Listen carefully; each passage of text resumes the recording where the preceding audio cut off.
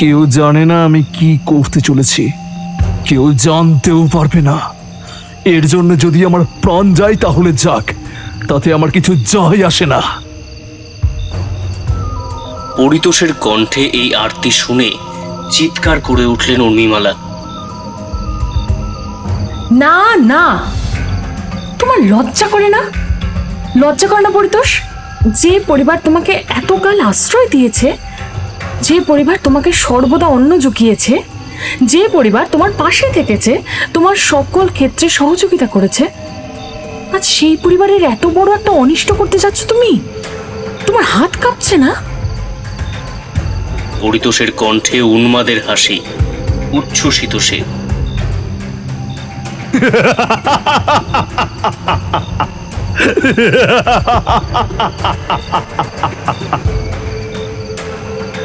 সেই আসরিক দাপট আর উন্মাদনার বিভীষিকা যেন উর্মিমালার প্রতিটি আর্ত চিৎকারকে নিজের অন্তরে সমাহিত করতে থাকে। এ হতে পারে না, এ কিছুতেই হতে পারে না। তুমি জানো তুমি কাকে আটক করেছো? কার গায়ে হাত দিয়েছো তুমি? কাকে বন্দি বানানোর চেষ্টা করে চলেছো? ছেড়ে দাও, ছেড়ে দাও বলছি আমাকে, না হলে কিন্তু অনর্থ হবে, অনর্থ হবে বলে দিচ্ছি। পরিতোষ তখনও থামল না। পাল্টা আক্রমণ হেতু আরো দুজন লোককে ডেকে নিয়ে এলো সেই স্থানে। ধর তো, ধর ওকে, ধর ধর ধর। সুন্দরী বলে এতদিন অনেক দেমাগ দেখিয়েছো তুমি, অনেক। পেতে চেয়েছিলাম আমি তোমাকে বারবার, হ্যাঁ হ্যাঁ হ্যাঁ পেতে চেয়েছিলাম। কি কি দিতে পেরেছে ওই লোকটা? কি দিতে পেরেছে? নামের জমিদার শালা, আর তার মধ্যে আড়ম্বরের জমিদারের আড়ালে একটা খোগলা সম্পর্কে আবদ্ধ ছিল তোমরা দুজনে। ওই নৃপতি নারায়ণের কোনো ক্ষমতাই নেই। সে তোমাকে কেন, তোমার আগে যাদেরকে নিজের বউ করে নিয়ে এসেছে কাউকে সুখী করতে পারেনি। কাউকে না, কাউকে না। তোমাকে কি করবে? কি করবে? আমি আমি আমি তোমাকে বহুবার নিজের করে পেতে চেয়েছিলাম। আমি সেই কারণে আমি তোমার কাছেও যেতে চেয়েছিলাম। সত্যি করে বলো তো, তুমি আমার প্রতি দুর্বল ছিলে না? আমাকে দেখে তোমার উত্তেজনা হয়নি কোনোদিনও?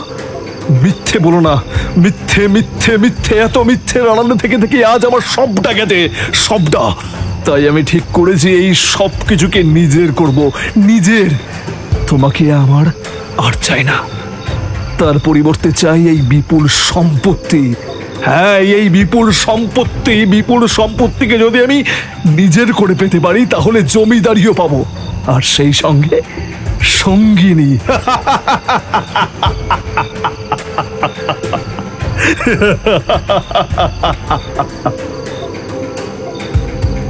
উর্মিমালার চোখ দিয়ে জল ঝরতে থাকে।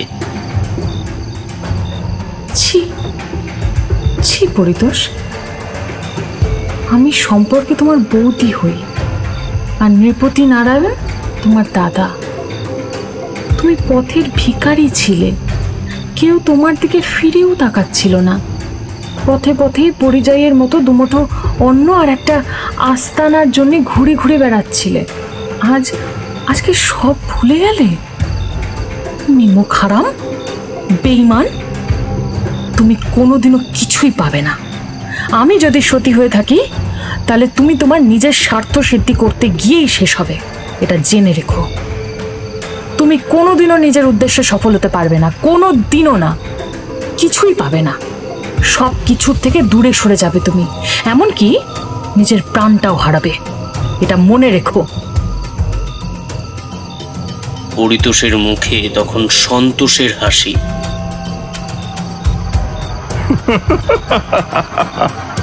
ভয় করছে না তাই না? ভয় করছে তো বৌদি?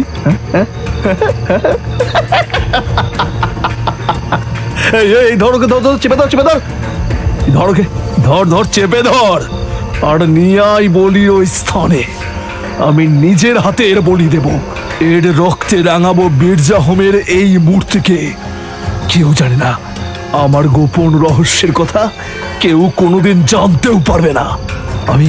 আমি সর্বশক্তিশালী হয়ে যাব। এবারে কেবল এই জমিদারি নয়, একবার এই বলির ক্রিয়া সম্পন্ন হয়ে গেলে আমি এতটাই শক্তি পাবো যে যা চাই সেটাই করতে পারবো। কেউ কেউ আর আমাকে বাধা দিতে পারবে না, কেউ কোনোদিনও আমার কোনো ক্ষতিও করতে পারবে না। দেখবো তারপরে ওই ঠুঁটো নৃপতি নারায়ণ কি করে, হ্যাঁ কি করে সে দেখবো আমি।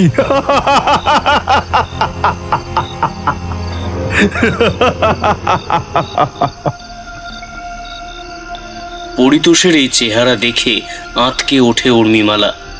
সে কোনোদিনও এর পূর্বে তার এমন রূপ দেখেনি। পরিতোষের প্রতিটি শব্দ যখন উন্মাদনার চরম সীমাকে স্পর্শ করেছে, তখনই উর্মিমালার চোখ যায় ডান পাশে। এক ভয়ঙ্কর মূর্তি ধরা দেয় তার চোখের সামনে। এ কেমন মূর্তি? এই মূর্তিটি তো এর আগে এই পরিবারে কোনোদিনও দেখিনি। এমনকি এত কাল ধরে এখানে রয়েছি, কই কোনোদিনও তো কারোর কাছে এটিকে দেখিনি। তাহলে এটা এলো কোথা থেকে? আর একে দেখে তো কোনো দেবী বা দেবতার মূর্তি বলেও মনে হচ্ছে না। এতকাল ধরে তো আমাদের পরিবারে মা কালীরই পুজো হয়ে এসছে। তাহলে আর এই এই জায়গাটাই বা কোথায়? আমি এতদিন ধরে এই জমিদার বাড়িতেই রয়েছি, কই কোনোদিনও তো এই স্থানটির কোনো হদিশ পাইনি। তবে তবে এসবের পিছনে কোন কারণ লুকিয়ে রয়েছে আমি তো কিছুই আন্দাজ করে উঠতে পারছি না। পরিতোষ উর্মিমালার চুলের মুঠি ধরে তাকে টানতে টানতে বলির বেদির দিকে নিয়ে যেতে থাকে আর বলতে থাকে, মনের মধ্যে হাজারো প্রশ্ন থাকছে, তাই না? ভাবছো এই মূর্তিকে নিয়ে এসেছে? এই মূর্তি কিসের? আমি বলছি তোমাকে, মরবার আগে অন্তত পক্ষে সত্যিটা তো জেনে যাওয়াই উচিত তোমার। না হলে তো শান্তিতে মরতেও পারবে না, আর তোমাকে মেরেও শান্তি পাবো না আমি, তাই না? তাই গোটা ব্যাপারটা শুনে তারপরে বগার পার হও। এই পরিবারে পূজিতা হয়ে আসেন দেবী কালিকা। আমি জানি আমি এই পরিবারে ইচ্ছে করে ঢুকেছিলাম। কোনোদিনও আমার এই পরিবার কিংবা পরিবারের লোকেদের প্রতি মায়া দয়া ছিল না। আমি কেবল চেয়েছিলাম নিজের স্বার্থ সিদ্ধি করতে, যে করেই হোক নিজের জীবন ও জীবিকাকে সমৃদ্ধ করতে। এর জন্য যা যা করণীয় আমি সর্বত্রভাবে সবকিছুই করবার চেষ্টা করে গেছি। এই স্থানটা আমিই খুঁজে বের করেছিলাম। এটা আসলে জমিদার বাড়ির পিছনের দিক। এখানে তেমন ভাবে কেউ আসতই না। আমি অনেকদিন ধরে সেই বিষয়টিকে লক্ষ্য করেছিলাম। এরপরেই আমি এই কাজে হাত দিয়েছি। এই মূর্তিটি আমার গুরুদেব আমাকে দিয়েছিলেন। এটি কোনো দেবী বা দেবতার মূর্তি নয়। মির্জা হোম এক শয়তান। শয়তানি শক্তিকে আহ্বান না করলে কোনোদিনও ভালো কিছু লাভ করা যায় না। এই কলিযুগে যতদিনে ঈশ্বর দেন ততদিনে মানুষকে বুড়ো হয়ে যেতে হয়, আর নয়তো মারা যেতে হয়। ভোগ করে, হ্যাঁ, পরবর্তী উত্তরাধিকারীরা ভোগ করে। সেই কারণে আমিও বিয়ে করিনি, যাতে আমি একা একা একা সবটা ভোগ করতে পারি। হ্যাঁ হ্যাঁ হ্যাঁ, ঠিকই শুনছো তুমি। সকলের অলক্ষ্যে আমি এই স্থানে এসে এই শয়তানের পুজো করতাম। কাউকে জানতে দিতাম না, কাউকে না। তবে একদিন জানতে পারলাম আমাকে এই শয়তানকে তুষ্ট করতে হলে এমন একজনকে শতবার বলি দিতে হবে যার কপালের বাঁ পাশে একটা তিল রয়েছে, আর যাকে তার স্বামী স্পর্শ করেনি, আর করলেও যে স্বামীর সুখে তৃপ্ত হয়নি। এরকম মানুষকে খুঁজে বের করা আমার পক্ষে এক প্রকার অসম্ভব হয়ে উঠেছিল। বিষয়টা ক্রমাগতভাবে জটিল আকার ধারণ করছিল। অনেক খোঁজাখুঁজির পরেও আমি যখন কাউকে পেলাম না, তখন জানতে পারলাম আমার নিজের ঘরেই তো রয়েছে সেই মানবী,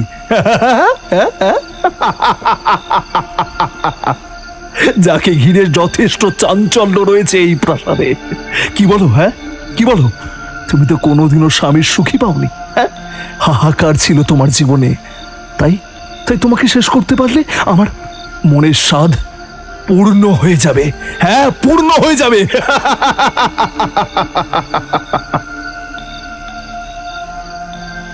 উর্মিমালা অঝরে কাঁদতে শুরু করলো। এরপরে বলল, আমি স্বামী সুখ থেকে বঞ্চিত থাকলেও আমি একজন সতী। মা কালী জানেন আমি কোনোদিনও পরপুরুষের দিকে চোখ তুলেও তাকাইনি, কাউকে ঘেঁচতে দেয়নি নিজের কাছে। সদা সর্বদা নিজের স্বামীকেই পরমেশ্বরের জায়গা দিয়ে এসেছি আমি। আর তুই পাপী, তুই আজকে যা করছিস এর শাস্তি তোকে ঠিকই পেতে হবে। তুই কোনোদিনও তো স্বার্থ সিদ্ধি হতে পারবে না। আমি সতী হয়ে এই অভিশাপ তোকে দিচ্ছি, তুইও মরবি। শেষ হবে সবকিছু, শেষ হবেই। অনেক বকবক করেছিস, আর নয়। এই, একে ধরে আন।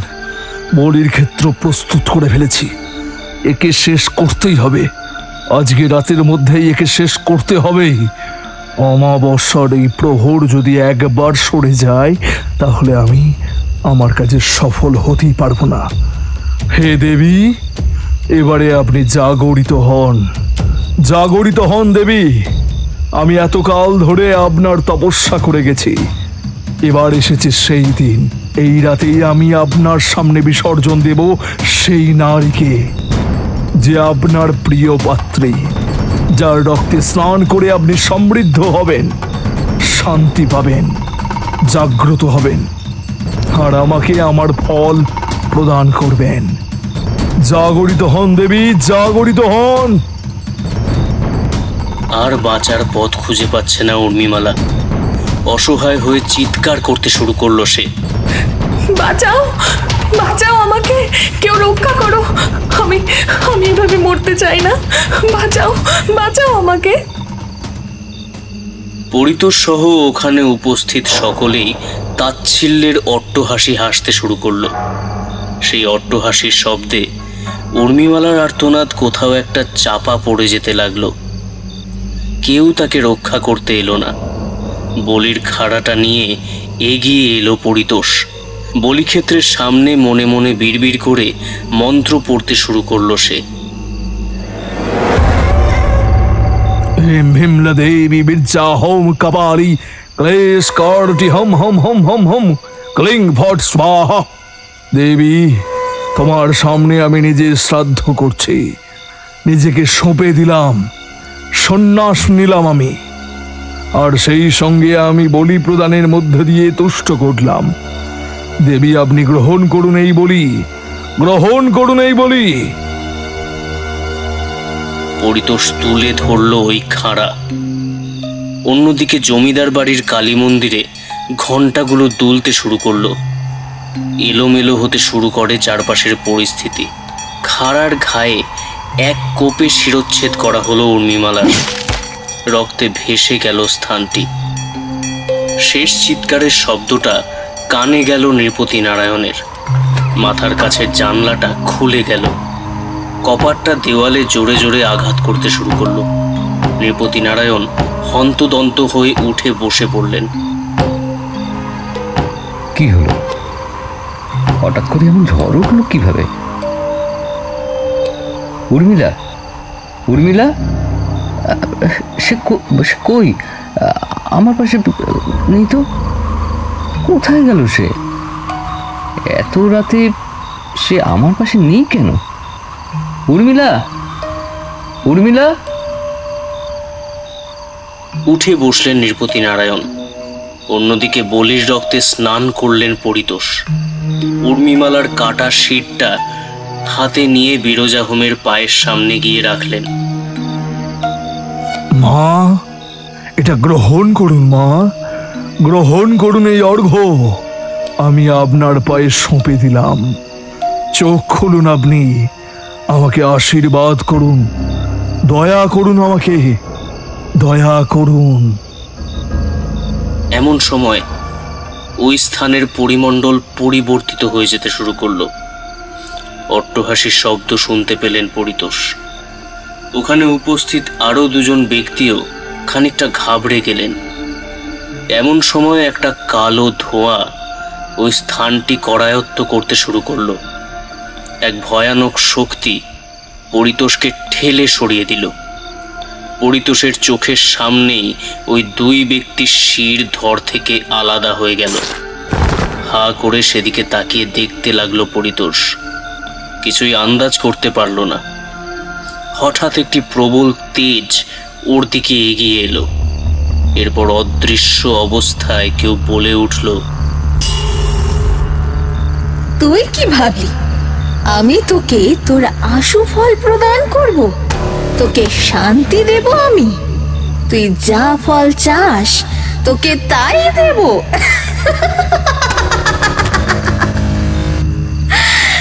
তুই মূর্খ, তুই লোভের বশে এই কাজ করেছিস। ভেবেছিস তুই যা চাইবি আমি তোকে তাই দেব?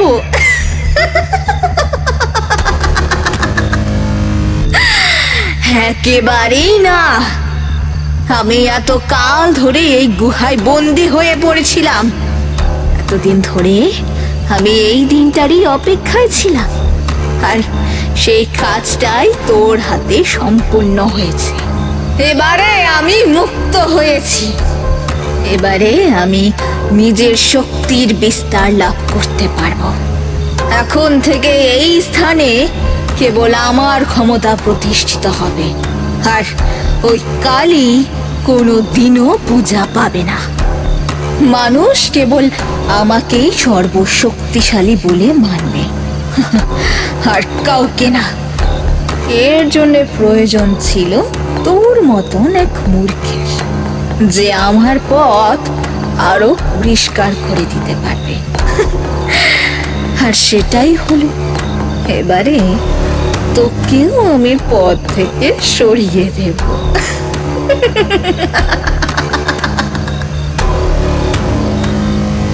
কি করলাম আমি? তবে কি ওই সতীর অভিশাপ লেগে গেল? এভাবে শেষ হতে হবে আমাকে? না না না না না না, এ হতে পারে না, কিছুতেই হতে পারে না এটা। আমি এতকাল ধরে আপনি যা চেয়েছেন আমি করেছি, দিয়েছি আপনাকে। নিজের জীবন বিসর্জন দিতেও আমি দুবার পিছু পা হইনি। এরপরেও কিভাবে আপনি নিজের কথার খেলাপ করতে পারেন? আপনি সেই অদৃশ্য শক্তি খিলখিলিয়ে হাসতে শুরু করলো।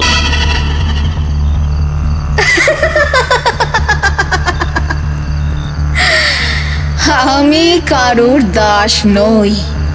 আমি যা চাইবো সেটাই করতে পারবো।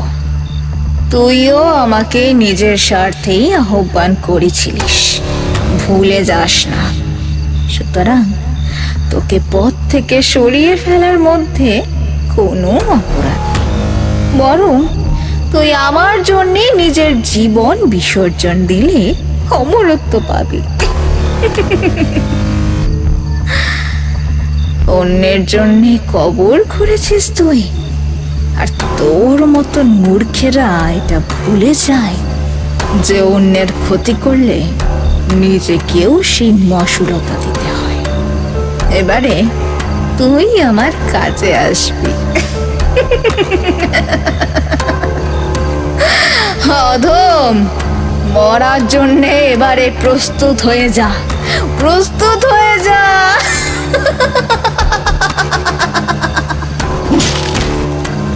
পরিতোষের শিরটা ধর থেকে আলাদা করে দিল সেই অদৃশ্য শক্তি।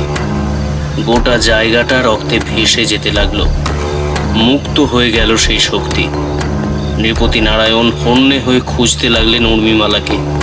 ঘর থেকে বেরোবার সময় তাড়াহুড়োয় দরজার পাটাতনের সাথে মাথায় আঘাত পেয়ে জ্ঞান হারিয়ে পড়ে গেলেন তিনি। ওই ঝড়ের রাত কিলে খেলো একসাথে অতগুলো প্রাণকে, অথচ নৃপতি নারায়ণ কিছুই জানতে পারলেন না। এরপরের পরিস্থিতি আরো ভয়ানক আকার ধারণ করতে শুরু করেছিল। আসন্ন বিপদের কথা গ্রামের কেউই জানতেন না, কিন্তু সেই বিপদ ডঙ্কা বাজিয়ে ছুটে আসছিল ওই জমিদার পরিবারের দিকেই। উচ্ছেদ করতে তাদের এতদিনের ঐতিহ্য, আড়ম্বর ও সম্মানকে। ভোরের আলো ফুটে উঠল। দুজন সাঁকড়ে দেশে দাঁড়ালেন নৃপতি নারায়ণের সম্মুখে। তাদের মধ্যে থেকে একজন বলে উঠলেন, দেখি জমিদার মশাইয়ের এমন অবস্থা হলো কিভাবে? উনি এভাবে পড়ে রয়েছেন এখানে কেন? ওনার তো ঘরে থাকবার কথা। আর তাছাড়া গিন্নিমাই বা গেল কোথায়? তাকে তো কোথাও দেখতে পাচ্ছি না। এ কি হলো ঠাকুর? এই শোনো, তাড়াতাড়ি তোলো ওনাকে। কি যে অনর্থ হলো! জমিদার বাবু, জমিদার বাবু, উঠুন জমিদার বাবু। নৃপতি নারায়ণকে অনেক ডাকাডাকির পরেও তিনি সাড়া দিলেন না। এরপর ওদের মধ্যে থেকে আরেকজন জমিদার বাবুর চোখে মুখে জল ছেটানোর ফলে তিনি চোখ খুললেন। এরপরই হন্তদন্ত হয়ে উঠে পড়ে বললেন, কোথায় কোথায় আমি? উর্মিলা, উর্মিলা কোথায় সে? ওকে ওকে খুঁজে আনো তোমরা। এখনো এখনো দাঁড়িয়ে আছো কেন?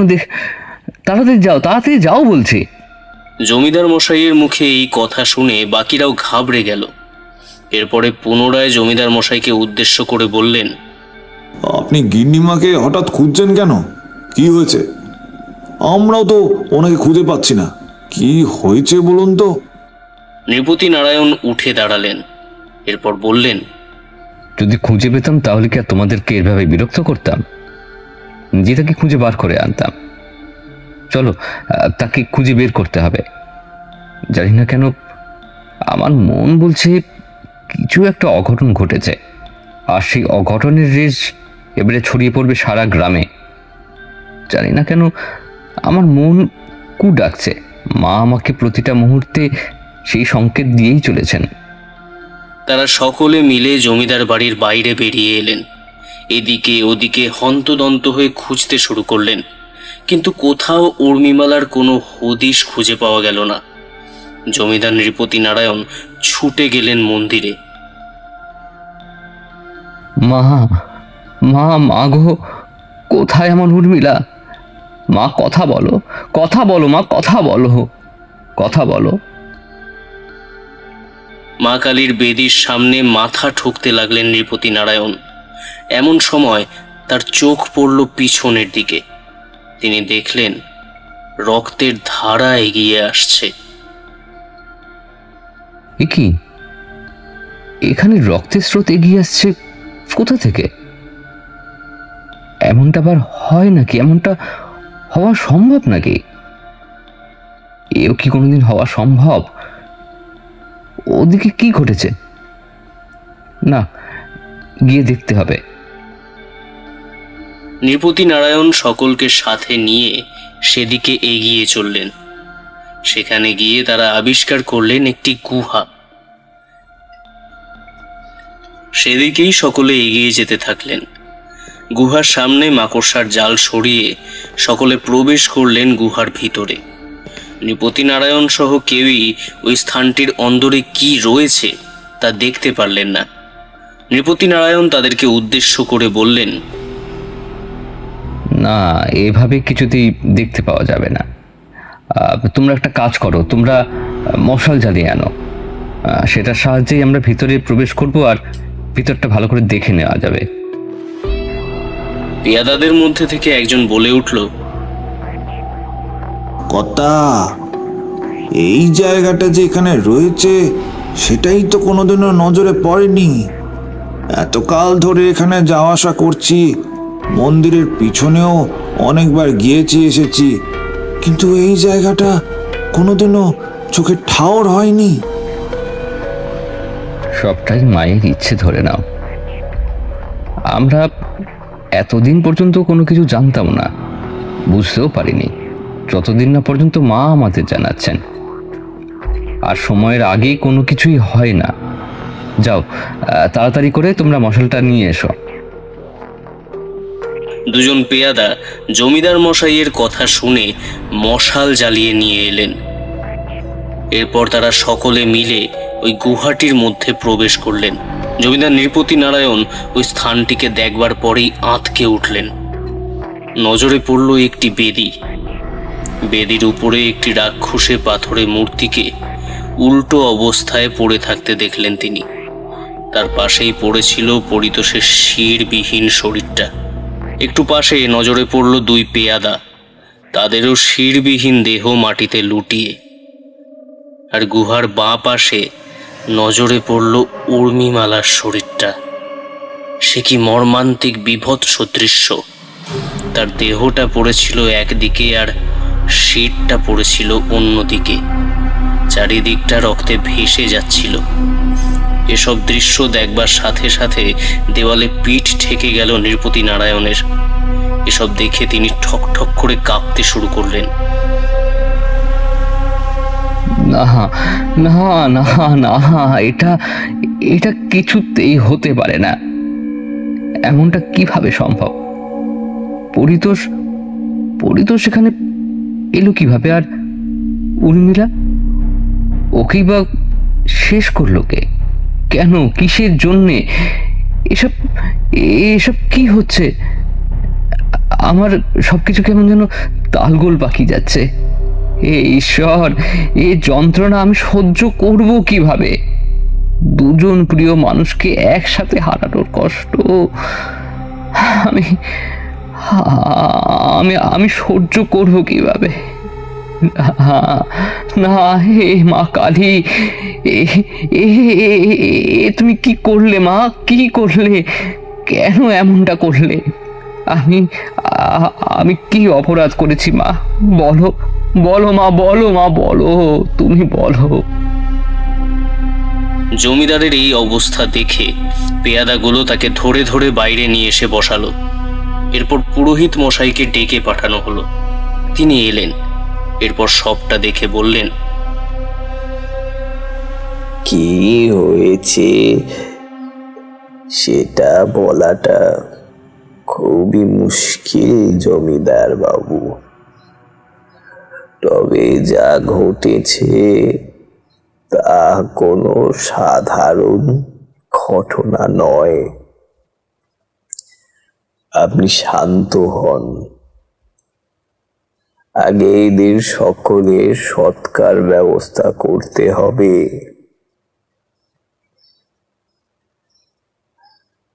বাকিটা পরে ভাবা যাবে। মায়ের চোখের সামনেই ঘটেছে সবটা, অথচ মায়ের কোনো প্রতিকার করেননি। এর পেছনে অবশ্যই কোনো না কোনো একটা কারণ রয়েছে। তবে সেটি আমার বা আপনার মতো কোনো সাধারণ মানুষের পক্ষে বোঝা একেবারেই সম্ভব নয়। এর জন্য যথেষ্ট সময় প্রয়োজন, আর প্রয়োজন এমন একজন গুণী ব্যক্তির, যিনি এর পশ্চাতে লুকিয়ে থাকা রহস্যকে খুঁজে বার করতে পারবেন। সেটিও সময় সাপেক্ষ ব্যাপার। ভেঙে পড়লে চলবে না জমিদার মশাই। সৎকারের বন্দোবস্ত করুন। নৃপতি নারায়ণের চোখের সামনেই ছিল সবটা, কিন্তু তিনি কোনো কিছুই আন্দাজ করে উঠতে পারলেন না। এরপর পুরোহিত মশাইয়ের কথা মতন সব দেহগুলিকে শ্মশানে নিয়ে যাওয়ার বন্দোবস্ত করা হলো। বিধি মেনে সৎকারের ক্রিয়া সম্পন্ন হলো। এরপর তিনি বাড়িতে ফিরে এলেন। উর্মিমালাকে হারানোর শোক তাকে এমনভাবে আচ্ছন্ন করে ফেলেছিল যে তার গলা দিয়ে একটি শব্দও উচ্চারিত হচ্ছিল না। অন্যদিকে পরিতোষের মৃত্যু, এসব কিছুই জমিদার নৃপতি নারায়ণকে রহস্যের ঘেরাটোপের মধ্যে এমনভাবে আষ্ঠে পৃষ্ঠে আঁকড়ে ধরেছিল যে তার থেকে মুক্তি লাভের পথ খুঁজে বার করা এক প্রকার দুঃসাধ্য হয়ে দাঁড়িয়েছিল। তিনি মাথায় হাত দিয়ে বসেছিলেন। এমতাবস্থায় পুরোহিত মশাই প্রবেশ করলেন তার ঘরে। তিনি বললেন, জমিদার মশাই, আপনাকে কিছু জানাতে এসেছি। যা ঘটেছে এ কোনো স্বাভাবিক ঘটনা হতেই পারে না। উর্মিমালা দেবীর মৃত্যুর পাশাপাশি পরিতোষের মৃত্যুর বিষয়টিকে আমাকে যেন কুড়ে কুড়ে খাচ্ছে। জানি না কেন মনটা ভীষণ ডেকে চলেছে। মনে হচ্ছে শীঘ্রই কিছু অঘটন ঘটবে, আর সেটা একেবারেই সমীচীন হবে না। জমিদার নৃপতি নারায়ণ এতক্ষণ বোবা হয়েই বসেছিলেন। উর্মিমালার নামটা শোনবার সাথে সাথেই তার সম্বিত ফিরল, চোখ দিয়ে জল গড়িয়ে পড়ল। তিনি পুরোহিত মশাইকে উদ্দেশ্য করে বললেন, কি আর করব বলুন পুরোহিত মশাই, সবটাই নিয়তি। আমি উর্মিলাকে স্বামী সুখ দিতে পারতাম না, তবে এত গোপন কথা আমি কোনোদিন কারোর সাথে আলোচনা করতেও পারিনি। শুধু তাই নয়, সেই সঙ্গে উর্মিলার সুরক্ষার কথাও চিন্তা করতে পারতাম না, কারণ আপনি জানেনই আমার বৈষয়িক কারণে ব্যস্ততা বেশি থাকতো।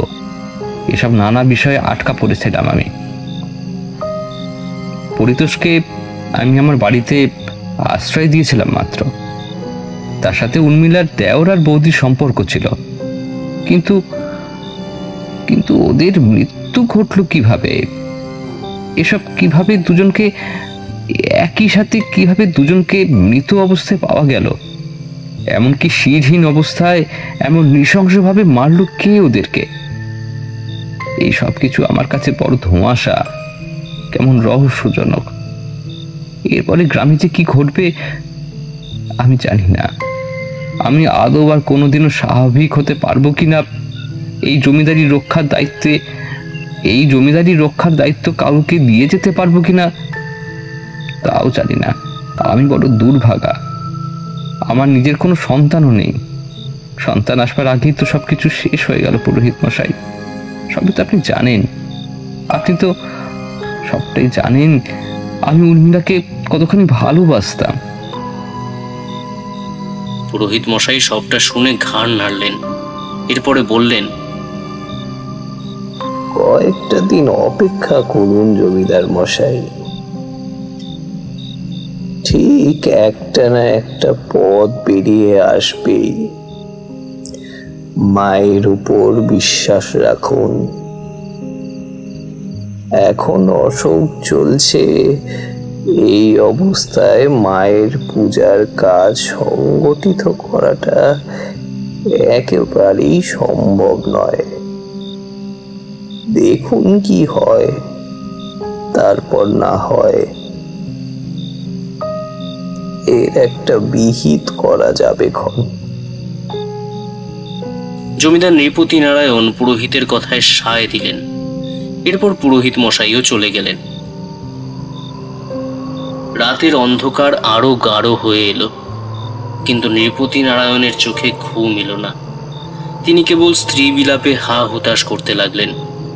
বুকের মধ্যে বিরহের এক অসহ্য যন্ত্রণা বারে বারে ঘুরপাক খেতে লাগলো। মধ্যরাতে হঠাৎ প্রবল ঝড় উঠল, তার সাথে মেঘের গর্জন। ঝোড়ো হাওয়ার দাপটে জানালার কপাটটা পুনরায় দেওয়ালের সাথে ধাক্কা খেতে শুরু করলো। ওই প্রাকৃতিক তাণ্ডবের মধ্যে এক প্রবল আর্তনাদের সুর কানে ভেসে আসতে লাগলো নৃপতি নারায়ণের। তিনি সাংঘাতিক ঘাবড়ে গেলেন।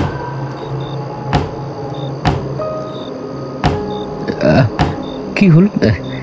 এই কিসের আর্তনাদ ভেসে আসছে? এমনটা তো আগে কোনোদিন শুনিনি। মনে হচ্ছে যেন আর্তনাদের সুরটা গ্রামের ভেতর থেকেই আসছে। কে চিৎকার করছে? কি মুশকিল! আমি এখন এই দুর্যোগের রাতে সেখানে যেতেও তো পারবো না। নমস্কার। বেশ কয়েক মাসের টানা বিরতির পর আজ আবারও হাজির হয়েছে ফ্রাইডে সাসপেন্স নাইট। আশা করব শ্রোতা বন্ধুরা আবারও আগের মতো ভালোবাসা দেবেন। আমাদের আজকের গল্পটি বিভূতিভূষণ বন্দ্যোপাধ্যায়ের অমর সৃষ্টি তারানাথ তান্ত্রিকের একটি ফ্যান ফিকশন। প্রখ্যাত লেখিকা সঞ্চারী ভট্টাচার্যের লেখা তারানাথ তান্ত্রিক ও বিরজা হোম রহস্য। তবে গল্প শুরু করার আগে আপনাদের কাছে একান্ত একটি অনুরোধ। আমরা আপনাদের গল্প শোনাতে ফিরছি, তাই পাশে থাকবেন। আর হ্যাঁ, আমাদের গল্পগুলো যদি আপনাদের ভালো লেগে থাকে আমাদের চ্যানেলটিকে সাবস্ক্রাইব করবেন এবং পাশের বেল আইকনটি প্রেস করে দেবেন, যাতে আবারও প্রতি শুক্রবার নতুন গল্পের নোটিফিকেশন আপনাদের কাছে তাড়াতাড়ি পৌঁছে যায়। চলুন তাহলে শুরু করা যাক আজকের গল্প, তারানাথ তান্ত্রিক ও বিরজা হোম রহস্য। পরের দিন সকাল হতেই জমিদার নৃপতি নারায়ণ জানতে পারলেন গ্রামের মধ্যে একজন মহিলাকে নৃশংসভাবে মেরে ফেলা হয়েছে। একেবারে ফালি করে দেওয়া হয়েছে সারা শরীরটাকে, আর পাশে পড়ে থাকতে দেখা গেছে একটি পাথরের মূর্তিকে। বিষয়টি কানে আসা মাত্রই তিনি সেখানে উপস্থিত হলেন। মহিলাটির মৃতদেহের চারিপাশে মাছি ভন ভন করছিল। এমন নৃশংস মৃত্যু তিনি এর পূর্বে কোনোদিনও দেখেননি। এমন সময় তার নজর পড়ল সেই পাথরের মূর্তিটির দিকে। সেদিকে চোখ যেতেই তিনি চমকে উঠলেন। সর্বনাশ! এই মূর্তিটাকে তো আমি সেদিন গুহার মধ্যে দেখেছিলাম, উর্মিলার দেহের পাশেই পড়েছিল, কিন্তু এই মূর্তিটা এখানে এলো কিভাবে? এ কি সাংঘাতিক ব্যাপার! এসবের অন্তর্নিহিত অর্থ খুঁজে বের করা নৃপতি নারায়ণ সহ ওখানে উপস্থিত কারোর পক্ষেই সম্ভব ছিল না। তারা সকলে সেই মৃত মহিলার সৎকারের বন্দোবস্ত করলেন। দাহকার্য সমাপ্ত হলো। নৃপতি নারায়ণ বাড়িতে ফিরে এলেন। তবে স্ত্রী উর্মিমালা ও পরিতোষের মৃত্যু, মাঝরাতে হঠাৎ কানে ভেসে আসা আর্তনাদ, বিভৎসভাবে এক স্ত্রীলোকের মৃতদেহ খুঁজে পাওয়া, আর সব শেষে ওই পাথরের মূর্তি, সবকিছুই মাথায় ঘুরপাক খেতে থাকলো। এমনভাবেই পরপর কয়েকদিন রাতে একইভাবে ঘটতে শুরু করলো স্থানীয় পুরুষ ও মহিলার একের পর এক মৃত্যু মিছিল। আর প্রত্যেকের মৃতদেহের পাশেই আবিষ্কৃত হতে থাকলো সেই মূর্তিটি। এই রহস্যময় মূর্তির আক্ষরিক তাৎপর্য আসলে কি, সেটি খুঁজে বের করবার দায়িত্ব দেওয়া হলো পুরোহিতের ওপর। কিন্তু পুরোহিত মশাইও নিজের সারা জীবনের অভিজ্ঞতা ব্যয় করে সুরাহা খুঁজে বার করতে পারলেন না। নৃপতি নারায়ণ পুরোহিত মশাইকে জিজ্ঞাসা করলেন, আপনি কি এর কোনো কারণ খুঁজে বের করতে পারলেন না পুরোহিত মশাই? পুরোহিত হতাশ হয়ে বললেন, না জমিদার মশাই, আমাকে ক্ষমা করবেন। আমি সত্যি এরম পাথরের মূর্তি এর আগে কখনো দেখিনি। তবে এই ব্যাপারে একজনই কেবল আপনাকে সাহায্য করতে পারবেন। তার কাছেই যেতে হবে আমাদেরকে। কে? কার কথা বলতে চাইছেন আপনি? আগে এনার সাথে আমার বহু পূর্বে একবার সাক্ষাৎ হয়েছিল। তিনি খুবই সক্ষম একজন মানুষ, একজন মহান সাধকও বলতে পারেন। তবে তার মধ্যস্থতা ব্যতীত এই সমস্যার সমাধান এক প্রকার অসম্ভব। কারণ বিষয়টি কোনোভাবেই আমার হাতে নেই। আমরা কেউই এই সমস্যার সমাধান করতে পারবো না। ওনার কাছে গেলে তবেই উনি এর কিছু একটা বিহিত খুঁজতে পারবেন বই কি। নৃপতি নারায়ণ পুরোহিতের কথায় সহমত পোষণ করলেন। এই সমস্যা যে এতদিনে তাদের হাতের বাইরে বেরিয়ে গিয়েছে, সেটি তিনিও বেশ ভালোভাবেই আন্দাজ করতে পারলেন। সেই সাধকের সন্ধান খুঁজে বের করে বেরিয়ে পড়লেন দুজনে। এই ঘটনার পর কেটে গিয়েছিল আরো অনেকগুলো বছর। বয়সের পড়ন্ত বেলায় তারানাথ তান্ত্রিক তখন কলকাতার মঠ লেনের বাড়িতে বিশ্রামরত। ঘুমের ঘোরে হঠাৎ করেই এই ভয়ানক স্বপ্নের সন্ধান দিল তার মন। হুড়মুড়িয়ে বিছানায় উঠে বসলেন তিনি। এদিক ওদিক তাকিয়ে নিজের অস্তিত্ব সন্ধান করতে শুরু করলেন। কিন্তু কোথায় কি? কোনো কিছুকেই স্বাধীন চিত্তে খুঁজে বার করতে পারলেন না। এক গোলক ধাঁধার মধ্যে যেন আবিষ্ট হয়ে পড়লেন তিনি। এমন সময় চারি এসে হাজির হলো তার সামনে। কি হলো বাবা, তুমি এমন করছো কেন? কি হয়েছে তোমার? এত অস্থির দেখাচ্ছে কেন তোমাকে? চারির দিকে তাকিয়ে সেভাবে কিছুই বলতে পারলেন না তারানাথ। কেবল বললেন, ও কিছু না রে, কিছু না। আসলে ওই একটা ভয়ঙ্কর স্বপ্ন দেখেছে, সেটারই রেশ বলতে পারিস রে মা।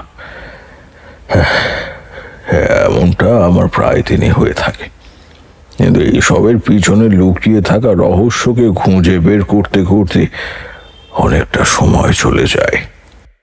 ওসব নিয়ে ভাবলে কি আর চলবে বাবা? আজকে যে রবিবার, সে খেয়াল আছে তোমার? এক্ষুনি তো কাকাবাবুরা চলে আসবেন, তখন কি করবে? তুমি তো একেবারেই তৈরি হওনি। ওনারা এসেই তো তোমার কাছে গল্প শুনতে চাইবেন, তখন কি করবে তুমি? হ্যাঁ তাই তো, এক্ষুনি তো ওরা চলে আসবে। তুই ঠিকই বলেছিস রে মা, যাই আমি বরং তৈরি হইনি। মঠলেনের রাস্তা ধরে কিশোরী ও আমি এগিয়ে যেতে থাকলাম তারানাথের বাড়ির উদ্দেশ্যে। আমি কিশোরীর উদ্দেশ্যে বলে উঠলাম, বাপ রে, যা বৃষ্টি শুরু হয়েছে, তাতে করে তারানাথের ভিটে পর্যন্ত পৌঁছতে পারলে হয়। কিশোরীও আমার কথায় সায় দিয়ে বলল, হ্যাঁ, মঠলেনের সামনেটায় একেবারে জল জমে গিয়েছে দেখছি। এই কাদা জল পেরিয়ে যেতে যেতে জামা কাপড় একেবারে ভিজে যাবে। কি যে করি, তার উপরে আবার বৃষ্টি তো পড়েই যাচ্ছে। সব মিলিয়ে একেবারে যা তা অবস্থা বলতে পারো। তবে এসবের মধ্যেও যে তুমি তারানাথের জন্য পাসিং শো আর তেলে ভাজার প্যাকেটখানা ঠিক জোগাড় করে এনেছো, সেটা কিন্তু বলতেই হয়। সে আবার বলতে, ওটা তো আমাকে জোগাড় করতেই হতো। ঠাকুরমশাইয়ের প্রিয় জিনিস বলে কথা। এতকাল ধরে ওনার বাসায় গল্প শুনতে যাচ্ছি, কিন্তু কোনোদিনও খালি হাতে যায়নি বললেই চলে। এবারেও তাই খালি হাতে যাব না। নাও চলো, আমরা প্রায় পৌঁছেই গিয়েছি, আর কোনো অসুবিধা নেই, চলো। কিশোরী ও আমি একেবারে তারানাথের দোরগোড়ায় এসে হাজির হলাম। এরপর কিশোরী চারিকে হাঁক দিয়ে বলল, চারি, ও চারিমা, আমরা যে চলে এসেছি, দরজাটা খোলো দেখি, না হলে যে ভিজে যাব। কিশোরী বলতে না বলতেই চারি দরজাখানা খুলে দিল। এরপরে কিশোরী ও আমি ঘরের ভেতরে ঢুকে এলাম। কিশোরী চারিকে উদ্দেশ্য করে বলল, কি ব্যাপার, ঠাকুরমশাই কি করছেন? উনি সুস্থ আছেন তো? হ্যাঁ, সুস্থ তো আছেন, কিন্তু আজকে সকালে হঠাৎ করেই একটা ভয়ের স্বপ্ন দেখে আটকে উঠেছেন। কি জানি কি হয়েছে। আপনারা ভিতরে গিয়ে বসুন, উনি এক্ষুনি এসে পড়বেন। আমরা চারির সাথে কথা না বাড়িয়ে তারানাথের ঘরে গিয়ে বসলাম। চারি রান্নাঘরের দিকে যাওয়ার আগে বলল, আপনারা বসুন কাকাবাবু, আমি আপনাদের জন্য গরম গরম চা আর মুড়ি মাখা নিয়ে আসছি। তোমার হাতের চা আর মুড়ি মাখা খেতে দিব্যি লাগে। আর শোনো, তুমিও আজকে আমাদের সাথে বসেই গল্প শোনো। একসাথে তিনজনে বসে গল্প শোনার মজাই আলাদা। চারি চলে গেল। আমি ও কিশোরী ঘরে ঢুকে বসলাম। ঠাকুরমশাইয়ের আসবার অপেক্ষা করতে লাগলাম। কিছুক্ষণের মধ্যেই তারানাথ নিজের সাবলীল কণ্ঠে ঘরের ভিতরে প্রবেশ করলেন। কি ব্যাপার হে, তোমরা এত সকালে এসে পড়েছো দেখছি। কি, কেমন আছো সব, বলো। তারানাথকে দেখে আমরা বেজায় খুশি হলাম। এরপর তারানাথকে উদ্দেশ্য করে কিশোরী বলে উঠল, ঠাকুরমশাই, আজকে বাইরে যা বৃষ্টি, সেই বৃষ্টি মাথায় করেই আজকে আপনার কাছে গল্প শুনতে এসেছি। আর এই নিন, আপনার জন্য পাসিং শো আর তেলে ভাজা নিয়ে এসেছি, আপনার পছন্দের জিনিস। তারানাথ হাত বাড়িয়ে কিশোরীর কাছ থেকে পাসিং শো আর তেলে ভাজার প্যাকেটটা নিয়ে নিলেন। এরপর হাসি মুখে বললেন, বাহ, এমন দুর্যোগের দিনেও যে তোমরা আমার জন্য এত কিছু নিয়ে আসবে, তো আমি কল্পনাও করতে পারি না। কিশোরী, তুমি তো দেখছি সবসময় এই দুয়ের কথা মনে রাখো। সে আর বলতে ঠাকুর মশাই, আপনিও তো আমাদের ইচ্ছের মান রাখেন। আমরা আপনার কাছে গল্প শুনতে চাইলেই আপনি আমাদেরকে গল্প শোনান। কোনোদিনও তো আমাদেরকে ফিরিয়ে দেননি। শরীরের অবস্থা যেমনই থাকুক না কেন, সব সময় আমাদের পাশে থেকেছেন আর গল্প শুনিয়ে গেছেন। আজকেও কিন্তু আমরা আপনার কাছ থেকে একটা ভালো গল্প শোনার আশায় এসেছি। গল্প না শুনে কিন্তু যাব না, এই বলে দিলাম। কিশোরীর মুখে এমন কথা শুনে তারানাথ হেসে ফেললেন। এই ফাঁকে চারিও গরম গরম চা আর মুড়ি মাখা নিয়ে এসে হাজির হলো। এই নিন কাকাবাবুরা, আপনাদের গরম গরম চা আর মুড়ি মাখা। বেশ, তবে তুমিও আমাদের সাথেই বসে পড়ো, একসাথে গল্প শুনি। আজকে তবে আমাদেরকে কোন কাহিনীটা শোনাচ্ছেন ঠাকুর মশাই? আজকে বেশ একটা জম্পেশ কাহিনী শোনান দেখি। আজকে একটা ভয়ের স্বপ্নে ঘুমটা ভেঙে গিয়েছিল, ভাবছি সেই কাহিনীখানায় তোমাদেরকে শোনাবো। কোন কাহিনী ঠাকুর মশাই? মানে এই কাহিনীর বিষয়ে কি আগে কোনোদিন আমাদেরকে বলেছিলেন? না, বলিনি।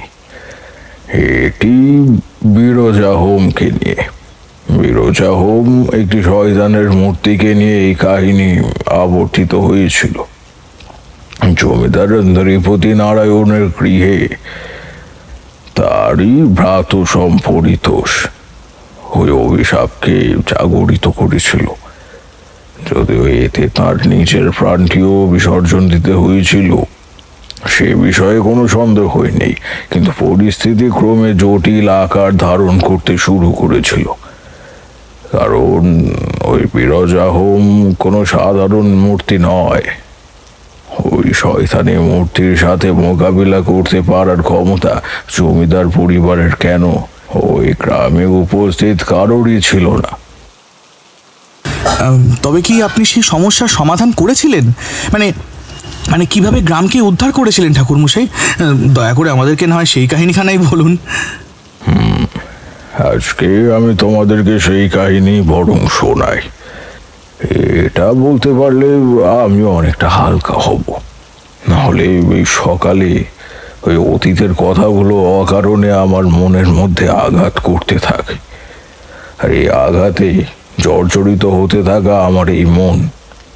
ফলে এইসবের থেকে উঠে দাঁড়ানোর এই একটাই উপায় রয়েছে, আর সেটি হলো নিজের মনকে হালকা করা। আর তার জন্যেই প্রয়োজন হচ্ছে কাহিনীর অন্বেষণ। মনের মধ্যে জমে থাকা সমস্ত কথাগুলোকে প্রকাশে নিয়ে আসা। আমি বরং সেই কাজটাই করি। তাহলে মন দিয়ে শুনতে থাকো মন খারাপের এই উপাখ্যানাটিকে। তারানাথ পাসিং শোয়ের প্যাকেট থেকে একখানা পাসিং শো বার করে তাতে আগুন ধরালেন। এরপরে ধোঁয়া ছাড়তে ছাড়তে জানালার দিকে তাকিয়ে রইলেন। ভাবতে লাগলেন সেই দিনগুলোর কথা। এরপর একটা হাফ ছেড়ে তিনি কাহিনীর গর্ভে প্রবেশ করলেন। শুরু করলেন সেই কাহিনী, আর আমরাও মন দিয়ে শুনতে লাগলাম। উনি বলে চললেন, আমি আমার গ্রামে তখন এক বিশেষ সাধনার কাজে কর্মরত। এমন সময় সুতাহাটি গ্রামের জমিদার মশাই নৃপতি নারায়ণ ও গ্রামেরই মন্দিরের পূজারী অর্থাৎ পুরোহিত সিধুচরণ এসে হাজির হলেন। আমার দরজার সামনে দাঁড়িয়ে হাঁক দিতে থাকলেন। মনে হলো জমিদার মশাই নিজেই ডাকছেন। আছেন কেউ ভিতরে? ঠাকুর মশাই আছেন? ঠাকুর মশাই ডাক্তার সকলের কাছে কিন্তু খুব একটা বেশি পরিচিত হলো না। সেই কারণে আমি বেশ থতমতই খেয়ে গেলাম। আমি ভাবলাম এই নামে আমাকে কে ডাকতে পারে। বুঝলাম আমার পরিচিত কেউই আমার সাথে সাক্ষাতে এসেছে। আমি সাধনায় বিরতি টেনে উঠে দাঁড়িয়ে পড়লাম। এরপরে দরজার দিকে এগিয়ে গেলাম। দেখলাম দুজন সজ্জন ব্যক্তি দাঁড়িয়ে রয়েছেন। আমি তাদের পরিচয় জিজ্ঞাসা করলে তারা নিজেদের পরিচয়ও দিলেন। বিষয়টা স্বাভাবিক জেনে আমি তাদের দুজনকে ভিতরে আসতে বললাম। তারা দুজন এসে বসলেন। বললাম, বলুন কিভাবে আপনাদের সহায়তা করতে পারি? কারণ কোথাও না কোথাও মনে হচ্ছে আপনারা বড্ড বিপদে পড়ে এখানে ছুটে এসেছেন। হ্যাঁ ঠাকুর মশাই, আপনি ঠিকই ধরেছেন। আমি আপনার বিষয়ে সেরকম কিছু জানতাম না। পুরোহিত মশাইয়ের কাছ থেকেই আপনার বিষয়ে জানার সুযোগ লাভ করেছি। আসলে পুরোহিত মশাই তো আপনাকে অনেকদিন আগে থেকেই চিনতেন। বেশ, সে তো খুব ভালো কথা। আসলে কাজের সূত্রে আমাকে তো একাধিকবার গ্রামে গঞ্জে যেতেই হয়, সেখানে কত মানুষের সাথেই তো সাক্ষাৎ হয়। সেই সুবাদেই হয়তো উনি আমাকে চিনতে পেরেছেন, কি তাই তো? আগে হ্যাঁ ঠাকুর মশাই, আপনি একেবারে ঠিকই ধরেছেন। আপনারা যে এত দূর থেকে আমার কাছে ছুটে এলেন, এর আসল কারণটা ঠিক কি একটু বলুন দেখি। পুরোহিত মশাই ও জমিদার মশাই একে অপরের মুখ চাওয়াচাওয়ি শুরু করলে। এবার পুরোহিত মশাই আমাকে উদ্দেশ্য করে বললেন, ঘটনাটা খুবই সঙ্গীন ঠাকুর মশাই। আমাদের গ্রামে অকাল মৃত্যু ঘটে চলেছে। মানুষ যে কিভাবে মারা যাচ্ছে সেটা আমরা কেউই বুঝে উঠতে পারছি না। এই মৃত্যুর কারণটাও ঠিক কি সেটাও আন্দাজ করতে পারছি না। ইতিপূর্বে জমিদার মশাইয়ের স্ত্রী উর্মিমালা দেবী ও তার ভ্রাতা পরিতোষের অকাল প্রয়াণ ঘটেছে। পুরোহিতের মুখে এই অকাল প্রয়াণের বিষয়টা শোনবার সাথে সাথে আমি বড্ড বেশি ঘাবড়ে গেলাম। এরপরে আমি তাকে উদ্দেশ্য করে জিজ্ঞাসা করলাম, অকাল প্রয়াণ বলতে আপনি ঠিক কি বলতে চাইছেন? মৃত্যুটা কি একেবারেই স্বাভাবিক ছিল না? আমার এই প্রশ্ন শুনে দেখলাম নৃপতি নারায়ণের চোখের পাতা ভিজে এলো। তিনি বললেন, না ঠাকুর মশাই, একেবারেই স্বাভাবিক মৃত্যু ছিল না। পরিতোষ আমার ভাইয়ের মতোই ছিল। উর্মিলার সাথে তার দেওর আর বৌদির সম্পর্ক ছিল। সেক্ষেত্রে যে ওই উভয়ের এমন ভয়ঙ্কর মৃত্যু কি কারণে হলো সেটা তো আমি এখনো আন্দাজ করে উঠতে পারলাম না। সেদিন রাতে ভীষণ ঝড় উঠেছিল। দমকা হাওয়ার চোটে আমার ঘরের জানলার কপাটটা খুলে গিয়েছিল। সাথে সাথে আমার ঘুমটাও ভেঙে যায়। আমি উর্মিলাকে আমার পাশে দেখতে না পেয়ে হকচকিয়ে যাই। আর ওই ঝড়ের মধ্যে ঘরের সব হ্যারিকেন নিভে গিয়েছিল। অন্ধকারে হাতড়াতে হাতড়াতে আমি বাইরের দিকে এগোতে যাব, এমন সময় দরজার পাটাতনের সাথে আমার মাথাটা লেগে আমি মেঝের উপর পড়ে জ্ঞান হারাই। তারপর যখন চোখ খুললাম তখন ভোর হয়ে গিয়েছে। তখনও উর্মিলার কোনো হদিশ মিলল না। এরপরে আমি জমিদার ভিটে থেকে বেরিয়ে অগ্রসর হলাম মন্দিরের দিকে। সেখানে গিয়ে দেখলাম যে মন্দিরে মায়ের মূর্তির পাশে এক গাদা খড়কুটো এসে জমা হয়েছে। বুঝতে পারলাম রাতের বেলা প্রবল ঝড়ের কারণেই এগুলো উড়ে এসে মন্দিরের ভেতরে হয়তো জমা হয়েছে। আমি আমার সব আর্জি মায়ের কাছেই জানাতাম, তাই সেবারে মায়ের কাছেই সবটা করলাম।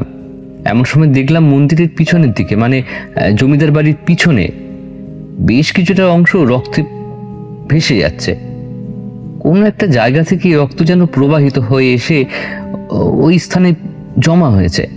একটা আন্দাজ করতে পেরেই আমি সেদিকে এগিয়ে গেলাম। এরপর গিয়ে দেখি সেখানে একটা গুহা রয়েছে। এতকাল ধরেই জমিদার ভিটেতে রয়েছে, অথচ নিজেই জানতাম না যে ওই স্থানে এরকম একটা গুহা রয়েছে।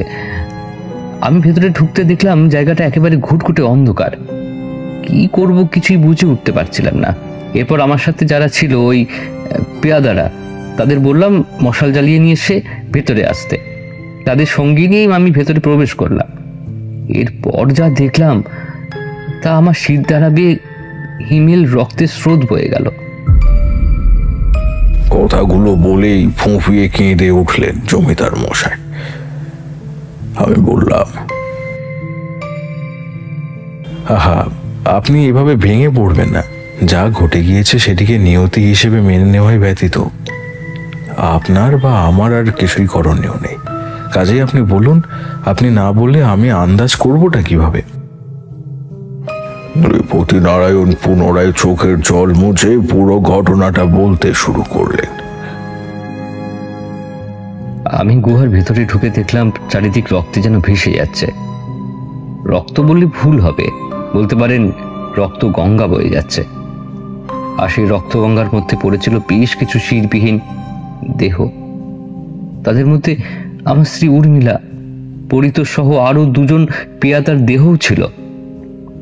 এসব নিজের চোখে দেখে আমি যেন আমার নিজের বাকশক্তি হারিয়ে ফেলেছিলাম ঠাকুরমশাই। কি বলবো না বলবো কিছু আন্দাজ করতে পারছিলাম না। পুরোহিত মশাইকে সাথে সাথে খবর পাঠালাম, উনি এলেন।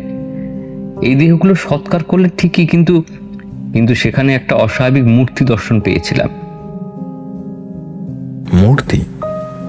সেটি কি আপনারা সাথে করে নিয়ে এসেছেন এখানে? তাহলে সেটিকে দেখলে আমি কিছুটা আন্দাজ করতে পারবো হয়তো। না, আমরা সেটিকে সাথে নিয়ে আসতে পারিনি। আসলে মূর্তিটি আয়তনে ছোট হলেও বেশ ভয়ঙ্কর বলতে পারেন। সেটিকে প্রতিটি মৃতদেহের পাশেই এখন পড়ে থাকতে দেখা যায়। উর্মিলা পরিতোষের মৃত্যুটাই শেষ ছিল না ঠাকুরমশাই, এর সাথে জড়িয়েছিল আরো অনেক মৃত্যু রীতিকথা। এই ঘটনার পরে একের পর এক সাধারণ মানুষের মৃত্যু ঘটে চলে, কিন্তু এসবের সাথে ওই মূর্তি কোন রকম যোগসূত্র রয়েছে কিনা আমি তা জানি না। আমি কেন কেউই এই বিষয়ে কিছু গ্রামের কেউই এই বিষয়ে কিছু আন্দাজ করতে পারছে না। এর পূর্বে আমি কোনোদিনও ওই মূর্তি দেখিনি, এই প্রথমবার। আমি সবটা শুনলাম, এরপরে জিজ্ঞাসা করলাম, এই পরিতোষ ছেলেটিকে, ইনি কি আপনার নিজের কোনো ভাই? জমিদার মশাই কিছুক্ষণ চুপ করে রইলেন, এরপর চোখের জল মুছে বললেন, না, নিজের ভাই নয়, ভাইয়ের মতো। আসলে পথের ধারে ওকে ভিক্ষে করতে দেখেছিলাম। আমি তখন এক বিশেষ কাজ সেরে বাড়ির দিকে ফিরছিলাম। সেই সময় ওর সাথে আমার চোখাচোখি হয়। ওর চোখের দিকে তাকাতেই সাথে সাথেই আমি যেন কেমন একটা হয়ে গিয়েছিলাম। মনে হচ্ছিল যেন আমি আর আমার নিজের মধ্যে নেই। ও আমার কাছে আশ্রয় ভিক্ষা করেছিল, আমিও তাকে আশ্রয় না দিয়ে আর পারিনি, কি জানি কেন। তবে ওর হাতে একটা লাল রঙের পুটলি ছিল। ওর ভিতরে কি ছিল আমি ওকে কোনোদিন খুলে দেখানোর জন্য বলিনি। ভেবেছিলাম নিজের প্রয়োজনীয় জিনিসই হবে হয়তো, আর কি বা হবে এই ভেবেই আমি ওকে কোনোদিনও আর জোরও করিনি। ওকে বাড়িতে নিয়ে চলে আসি, থাকার ব্যবস্থা করে দিই, একটা ঘর খুলে দিই, ও সেখানেই থাকতো। কি করতো না করতো না সেসব নিয়ে কোনোদিন কোনো খোঁজও নিইনি। তবে ওর সাথে আমার পরিবারের সকলেই বেশ ভালোই সখ্যতা তৈরি করেছিল। আমি ভেবেছিলাম যে সে খুবই ভালো মানুষ, সে কারণে ওর প্রতি কিরকম একটা মায়া পড়ে গিয়েছিল বলতে পারেন। ব্যাস এইটুকুই। এরপরে যে কিভাবে কখন এত সব কাণ্ড ঘটে গেল সেটা আর বলতে পারবো না। আর এখন তো বিষয়টার আমার পরিবারের মধ্যে সীমাবদ্ধ নেই, গ্রামের মানুষের প্রাণ সংশয় হয়ে দাঁড়িয়েছে। আমি তো আমার প্রিয় মানুষকে হারিয়েছি, সে তো আলাদা ব্যাপার, কিন্তু গ্রামের মানুষেরা কেন এরকম অকালে প্রাণ হারাবে? আর ওই মূর্তি এলো কোথা থেকে, কিভাবে, কে নিয়ে এলো সেটাকে? এসবের কোনো কারণ আমার কাছে এখনো পরিষ্কার নয় ঠাকুরমশাই। দয়া করে আপনি আমার সাথে চলুন, না হলে একের পর এক সাধারণ মানুষের প্রাণ যাবে, আর এর কোনো বিহিত হবে না। আমি জমিদার নৃপতি নারায়ণের সমস্ত কথাই শুনলাম, এরপরে ঠিক করলাম আমাকে যেতেই হবে। না গেলে আমি এসবের আড়ালে লুকিয়ে থাকা ওই কারণগুলিকে কোনোদিনই খুঁজে বার করতে পারবো না। ফলে ওখানে যাওয়াটাই যে সমীচীন এই ভেবেই আমি ওদেরকে হ্যাঁ বলে দিলাম। আমি আপনাদের সাথে যাব। জানি না কেন আমার অভিজ্ঞতা বলছে ওই মূর্তিটির সাথেই কোনো একটা রহস্য জড়িয়ে রয়েছে। সেই রহস্যটিকে খুঁজে বের করতে পারলেই সমস্ত সমস্যার সমাধান ঘটে যাবে, আমার এটাই বিশ্বাস। আমি নৃপতি নারায়ণ ও পুরোহিতের সাথে সেদিন রাতটা নিজের বাসাতেই বিশ্রাম নিলাম। এর পরের দিন ভোরের দিকে বেরিয়ে পড়লাম ওই গ্রামের উদ্দেশ্যে। বেশ অনেকটা পথ পেরিয়ে যখন গ্রামে এসে পৌঁছালাম তখন সন্ধে পেরিয়ে রাত হয়ে গিয়েছে। আমাকে জমিদার মশাই বললেন, না ঠাকুর মশাই, আপনি আমার বাড়িতেই থাকবেন। গ্রামের যা পরিমণ্ডল তাতে করে আমি আপনাকে বাইরে থাকতে দেব না। এতে আপনার জীবন সংশয়ের সম্ভাবনা রয়েছে। আমি চাই না তেমনটা হোক। আপনি আমার সাথেই চলুন, আসুন। আমার জীবনের সংশয় নিয়ে আমি নিজেও ভাবি না, কারণ আমি আমার জীবনটিকে ঈশ্বরের পায়ে সঁপে দিয়েছি, মানব কল্যাণের উদ্দেশ্যে নিজেকে বিলিয়ে দিয়েছি। জীবনের শেষ নিঃশ্বাস পর্যন্ত আমি মানুষের সেবা করতে চাই। এটাই আমার সাফল্য ও জীবনের একমাত্র লক্ষ্য বলতে পারেন। এর বাইরে আমি আর কিছুই চাই না। তবুও আপনি আমার জন্য যে চিন্তা প্রকাশ করেছেন এটা দেখে আমার খুব ভালো লেগেছে। চলুন, আমি না হয় আপনার বাড়িতে আজ বিশ্রাম করব। আমার এই আর্জি শুনে জমিদার মশাই খুবই খুশি হলেন। পুরোহিত মশাই বললেন, আমি নিজের বাড়িতে যাচ্ছি না। এই স্থানটিকেও আমার নিরাপদ মনে হচ্ছে না। আমি কয়েকটা দিন এই মন্দিরেই থাকবার সিদ্ধান্ত নিয়েছি। এছাড়া মন্দিরে মায়ের গা ভর্তি গয়না। আপনি তো জানেনই, একটা সংকীর্ণ পরিস্থিতিকে কেন্দ্র করে গ্রামের মধ্যে কুসংস্কার কিভাবে দানা বাঁধতে পারে, আর সেই সাথে অরাজকদের দল কিভাবে সব গয়নাগাটি খুলে চলে যেতে পারে। চুরি হয়ে যেতে পারে মায়ের বহু মূল্যবান সম্পদ। এসব এড়াতেই আমি মন্দিরে রয়েছি। আপনার এই ধারণা সম্পূর্ণ ভুল। মায়ের গায়ে হাত দেওয়া এত সহজ নয়। সে যতই অরাজকতা চলুক না কেন, মা নিজেকে নিজেই রক্ষা করতে পারে। তবে আজকের রাতটা একটু সাবধানে থাকবেন। জানি না কেন এই গ্রামের প্রবেশের পর থেকেই মনটা কেমন যেন ভারাক্রান্ত লাগছে। সে যতই অরাজকতা চলুক না কেন, মা নিজেকে নিজেই রক্ষা করতে পারে। তবে আজকের রাতটা একটু সাবধানে থাকবেন। জানি না কেন এই গ্রামের প্রবেশের পর থেকেই মনটা কেমন যেন ভারাক্রান্ত লাগছে, আর সেই সঙ্গে একটা অদম্য ভয় কাজ করছে।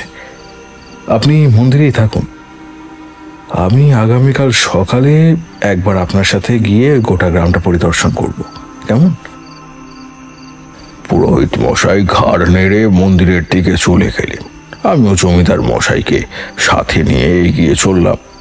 জমিদার ভিটেতে পৌঁছে তাকে বললাম, পুরোহিত মশাই ঘাড় নেড়ে মন্দিরের দিকে চলে গেলেন। আমিও জমিদার মশাইকে সাথে নিয়ে এগিয়ে চললাম। জমিদার ভিটেতে পৌঁছে তাকে বললাম, পরিতোষের বিষয়ে আমাকে কয়েকটা কথা জানতে হবে। এর জন্য প্রয়োজন তার আবাসস্থলের সন্ধান করা। সে কোথায় থাকতো, কোন ঘরে শুতো, এই বিষয়গুলো আমাকে জানতে হবে। আপনি কি আমাকে জানাতে পারবেন সে কথাগুলো? হ্যাঁ, অবশ্যই, কেন জানাবো না। আপনি এই সমস্ত সমস্যার সমাধান হেতু তো আমাদের এখানে এসেছেন। আপনাকে যদি না জানাই তাহলে চলবে কেমন করে বলুন? আসুন, আপনি আমার সাথে আসুন।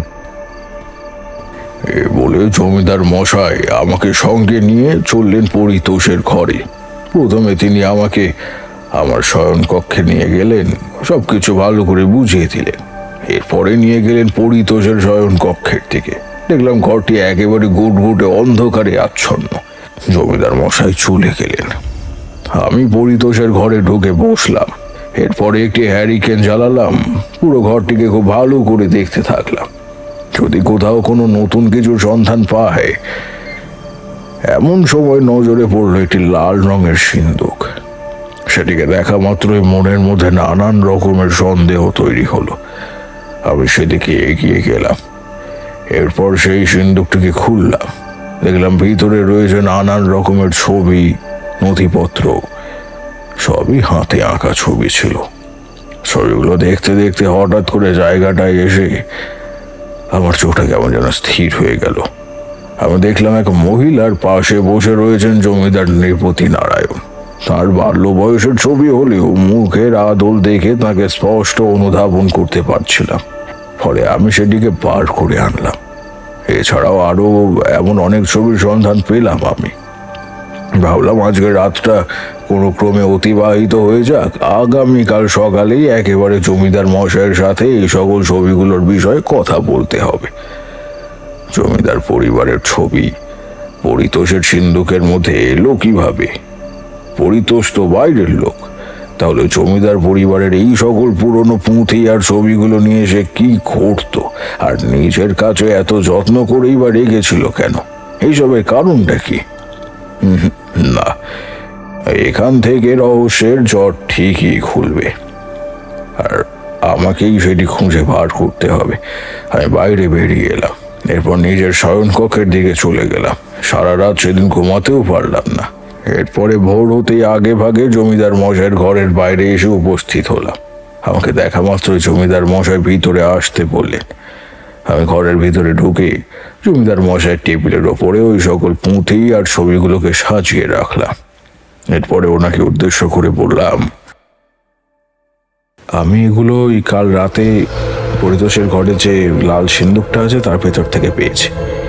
এই বিষয়গুলির সাথে যে আপনার পরিবারের কোনো নিগুড় সম্পর্ক জড়িয়ে আছে এ বিষয়ে আমি একেবারেই নিশ্চিত। জমিদার নৃপতি নারায়ণ ওই ছবিগুলো দেখলে এরপরে তিনি অবাক হয়ে গেলেন আর বললেন, এই ছবি পরিতোষের কাছে গেল কিভাবে? এই আবার কখনো সম্ভব নাকি? কেন, পরিতোষের কাছে এই ছবিগুলো দেখে আপনি এত ঘাবড়ে গেলেন কেন? এ তো আমার মায়ের ছবি। আমি আমার মায়ের পাশে বসে রয়েছি আর দেখি ওই ছবিগুলো দেখি।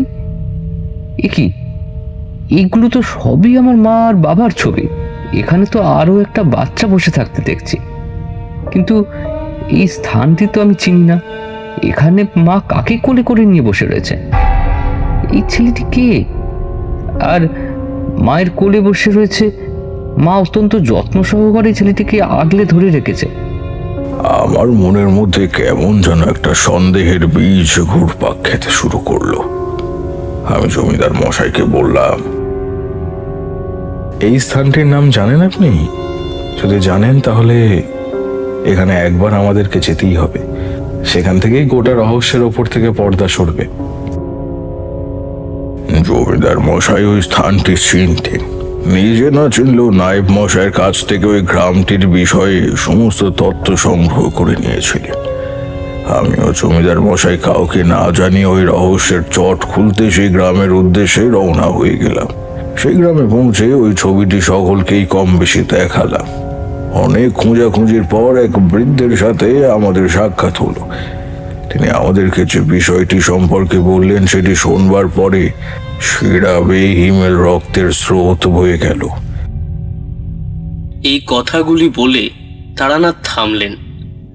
তাকে উদ্দেশ্য করে আমি জিজ্ঞাসা করলাম, আপনি থেমে গেলেন কেন ঠাকুরমশাই? তারানাথ ঢোক গিলে কিছুটা জল গলায় ঢাললেন।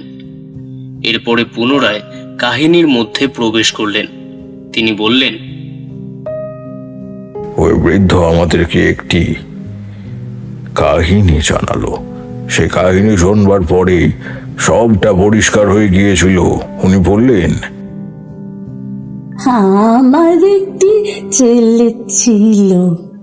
সেই ছেলেটি এই গ্রামের মোড়লের সাথে অনেক দিন ধরেই কাজ করছিল।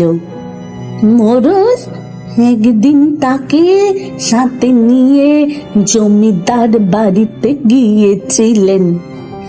তখন জমিদার গিন্নি সুলেখা জীবিত ছিলেন। সুলেখার নামটি শোনা মাত্রই চমকে উঠলেন নৃপতি নারায়ণ। উনি বললেন, সুলেখা দেবী তো আমার মা ছিলেন। আপনি একেবারে ঠিকই ধরেছেন।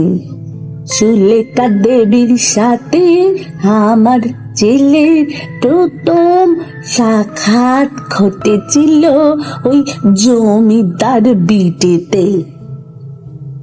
আমার ছেলের নাম ছিল কমল। সুলেখা দেবী বিবাহিত হওয়ার পরেও সেভাবে স্বামী সুখ পেতেন না। তাহার একটি সন্তানও হয়েছিল, নৃপতি নারায়ণ। কিন্তু এরপর থেকেই জমিদার দর্পনারায়ণ সব সময় নিজের বৈষয়িক কাজ নিয়েই ব্যস্ত থাকতেন। ফলে নিজের স্ত্রীকে তিনি সময় দিতে পারতেন না। এমন সময় সুলেখা দেবীর সাথে কমলের প্রণয়ের সম্পর্ক গড়ে উঠেছিল। তারা লুকিয়ে লুকিয়ে দেখা সাক্ষাৎ করতে শুরু করলেন। সুলেখা দেবী প্রায় কাজের ছলে আমাদের গ্রামে আসতেন আর কমলের সাথে কথাবার্তা বলতেন। এমনকি এখানে রাতও কাটাতেন। এই বিষয়ে কমলকে আমি অনেক কথাই জিজ্ঞেস করেছিলাম, কিন্তু সে কোনোদিনও আমাকে কিছুই খোলসা করে বলেনি। কিছু বললেই খালি মরে যাওয়ার হুমকি দিত। এভাবেই চলতে থাকলো। এমন চলতে চলতে শুনলাম সুলেখা সন্তান সম্ভব হয়ে পড়েছে। আর সেই সন্তান যে আমার কমলের, এই বিষয়টি বুঝতে আর সমস্যা রইল না। তখন আমি কি করব আন্দাজ করে উঠতে পারলাম না। আমি কমলকে কিছুই বলতে পারলাম না। সুলেখা সেই সন্তানের জন্ম দিল। তার নাম রাখা হলো পরিতোষ। পরিতোষকে তিনি নিজের ছোট ছেলের মান দিতে চেয়েছিলেন। সেই কারণে তাকে জমিদার বাড়িতেও নিয়ে যেতে চেয়েছিলেন। কিন্তু একজন অবৈধ সন্তানকে কি আর জমিদার পরিবারে অনুপ্রবেশের অধিকার দেওয়া হতো? কোনদিনও না। সেই কারণেই তিনি পরিতোষকে সমস্ত অধিকার থেকে বঞ্চিত রাখতে বাধ্য হয়েছিলেন। ধীরে ধীরে তাদের মধ্যে দেখা সাক্ষাৎ আরো ক্রমে বেড়ে যেতে লাগলো। এক চিত্রশিল্পীকে সঙ্গে করে নিয়ে এসে নিজের ও নিজের সন্তানের চিত্র অঙ্কন করেছিলেন সুলেখা দেবী। এরপর ধীরে ধীরে এখানে আজা ক্রমে কমে যেতে লাগলো। একদিন রাতের বেলা হঠাৎ করে দর্পনারায়ণের লোকজন গ্রামে এসে হামলা করলো। এরপরে আমার সন্তান কমলকে খুঁজে বের করলো। আমাদের চোখের সামনে তাকে গলা কেটে শেষ করে ফেলেন দর্পনারায়ণ, আর আমাকে হুমকি দিয়ে বলে দিয়ে গেলেন, তুই আর তোর এই পাপ যদি প্রাণে বাঁচতে চাস তাহলে এই গ্রাম থেকে চলে যা, আর কোনোদিনও যেন এই গ্রামে না দেখতে পাই। আমি আমার মৃত ছেলের শরীর আগলে বসে রইলাম, কিন্তু কেউ তার অন্ত্যেষ্টির কাজ করতে এলো না। পরে শুনেছিলাম এই খবর শুনে সুলেখা দেবীও আত্মহত্যা করেছেন। সেই থেকেই ওই ওই পরিবার অভিশপ্ত। ওখানে যে বউ হয়ে আসে সে কোনোদিনও স্বামী সুখ লাভ করতে পারে না। শুনেছি সুলেখা দেবীর অতৃপ্ত আত্মা আজও সেই জমিদার ভিটেতে ঘুরে বেড়ায়।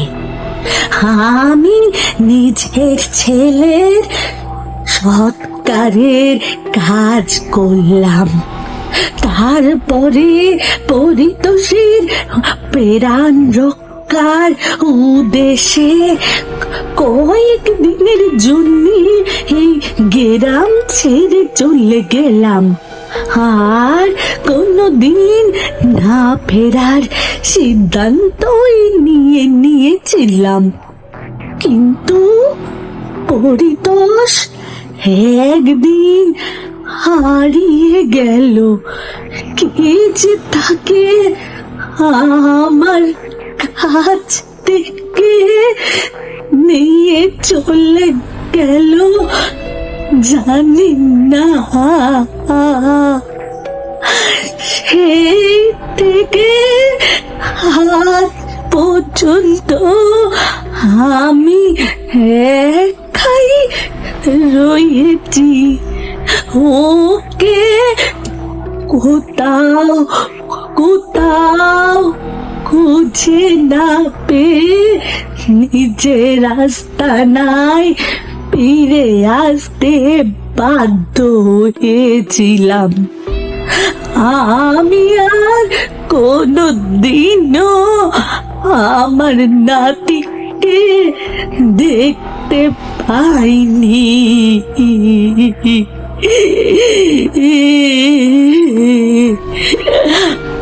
আমি জানি না সে কোথায় আছে, কেমন আছে।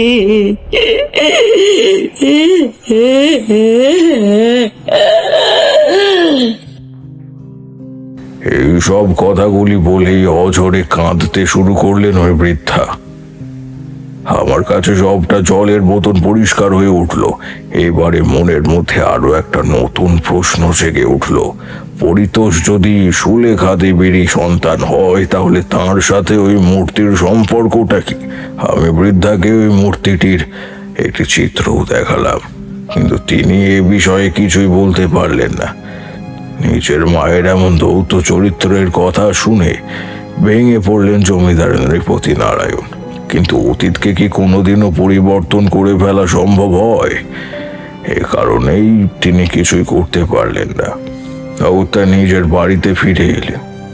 সেদিন রাতের বেলা আরো একটা অত্যাশ্চর্য ঘটনা ঘটল, আর সে ঘটনাটির মধ্যে দিয়ে এই সবটা পরিষ্কার হয়ে গেল। তারানাথ পুনরায় আরো একটি পাসিং শো ধরালেন। এরপর বাকি কথাগুলো বলতে শুরু করলেন। তিনি বলে চললেন, সেদিন রাতে আমি এসবের মধ্যে লুকিয়ে থাকা চটটিকে খুঁজে বের করবার চেষ্টা করে চলেছি, এমন সময় দেখি একটা আবছা আলো আমার চোখের সামনে এসে দাঁড়ালো। সে আলোর শিখার মধ্যে দিয়ে বেরিয়ে আসতে লাগলো সাদা শাড়ি পরিহিত একটা মহিলা। এরপরেই সেই আলোর শিখাটি ধীরে ধীরে মিলিয়ে গেল। আমি সেই মহিলাটিকে দেখে চিনতে পারলাম না। এমন সময় সেই মহিলাটি নিজেই নিজের পরিচয় দিলেন। তিনি বললেন, আমি উর্মিমালা। আমি জানি আপনি আমাকে দেখে ভয় পাচ্ছেন। মৃত্যুর পরে আমাকে আবারও একবার আসতে হলো, কারণ এই ঘটনাটি আপনাকে না জানালে আমি মুক্তি লাভ করতে পারবো না। আমি এসব বিষয়ে খুব একটা ভয় পেতাম না। সত্যের ওপর থেকে পর্দা সরানোর জন্য যা যা করণীয় আমি সবটাই করবার জন্য মনস্থির করেই ফেলেছিলাম। বললাম, কি ব্যাপার বলুন। পরিতোষ পালিয়ে গিয়েছিল। অনেক ছোট বয়সেই তাকে এক তান্ত্রিক নিজের সাথে করে নিয়ে গিয়েছিলেন। সেই তাকে নানান কালো জাদুবিদ্যা সম্পর্কে শিক্ষা দিয়েছিলেন। পরিতোষ নিজের জন্মগত অধিকারকে ফিরে পাওয়ার জন্যে সর্বদাই সচেষ্ট ছিল।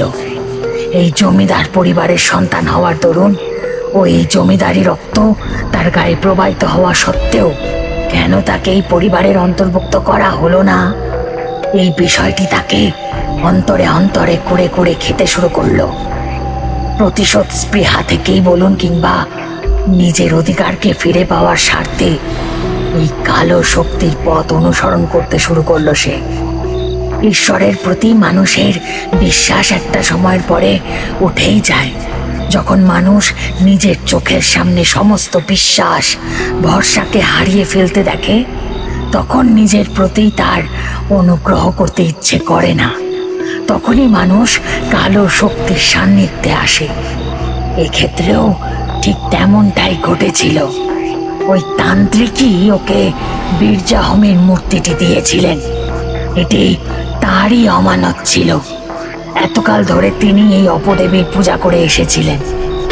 এরপরে সেটি তিনি পরিতোষকে দান করেন।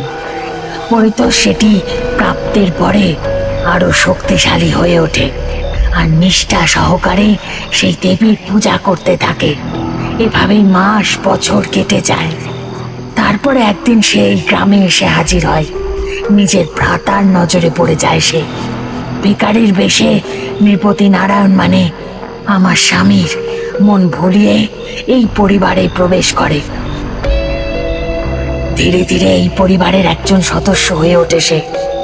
আমার সাথে আমার স্বামীর সম্পর্ক খুব একটা ভালো ছিল না, কিন্তু আমি কোনোদিনও পরপুরুষের দিকে চেয়েও দেখিনি। তবে পরিতোষের খারাপ দৃষ্টি পড়েছিল আমার উপরে। সে আমাকে ভোগ করবার লালসা নিয়ে এগোতে চেয়েছিল, কিন্তু আমি সবটা আন্দাজ করে ফেলতে পেরেছিলাম। সেই জমিদার বাড়ির পিছনের দিকে ওই গুহাটির মধ্যে গোপনে বীরজাহম দেবীর পূজা কাজ করত।